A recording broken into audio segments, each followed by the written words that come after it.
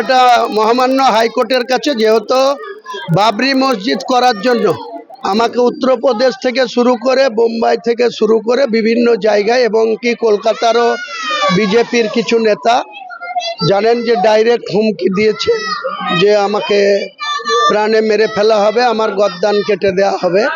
এই সমস্ত হুমকি অনেক পেয়েছি।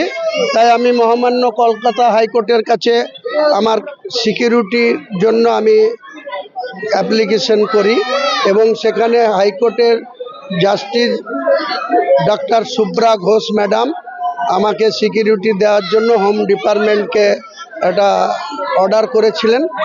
আমি হোম ডিপার্টমেন্টের কাছে সেই অর্ডারের কপি দিয়ে 1 মাস আগে অ্যাপ্লিকেশন করেছিলাম হোম ডিপার্টমেন্টকে।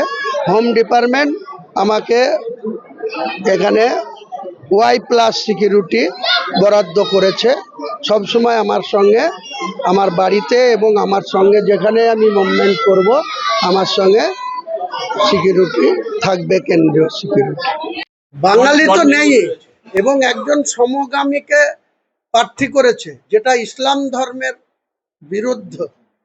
ইসলাম ধর্ম কোরআনে নাজায়েজ বলা হয় এদেরকে, যারা সমগামীতে যুক্ত থাকে তাদেরকে ইসলাম ধর্ম কোনোদিনই টয়লেট করে না। তাহলে মুখে ইসলামদের ভালোবাসা দেখায় মমতা ব্যানার্জি, অথচ একজন সমগামীকে তিনি প্রার্থী করে দিলেন। যে মুসলিম নিধন করে এসছে, যে বাবুল সিপ্রিয় আসানসোলে, তাকে রাজ্যসভায় পাঠাচ্ছি। যে ডিজিপির রাজীব কুমার ওই 2012 সালের 5ই ডিসেম্বর যাকে সুদীপ্ত সেনকে কাশ্মীরের লাদাখ থেকে গ্রেপ্তার করে আনা হয়েছিল, লাল ডায়েরির কথা আপনারা সংবাদ মাধ্যম তখন থেকে শুনে আসছেন। সেই লাল ডায়েরি তার কাছে আছে, সেটা যদি প্রকাশ করে দেয়, তাই ডিজিপি রেখেছিল, ডিজিপি থেকে রিটায়ার করেছে, সঙ্গে সঙ্গে তাকে রাজ্যসভায় পাঠাচ্ছে হচ্ছে। এসব বুঝতে হবে আপনাদেরকে। কাজে আগামী দিনে এসব করে পার পাবে না মমতা ব্যানার্জি। মমতা ব্যানার্জিকে বাংলার গদি থেকে বাংলার মানুষই সরিয়ে দেবে, শুভবুদ্ধি সম্পূর্ণ মানুষও সরাবে।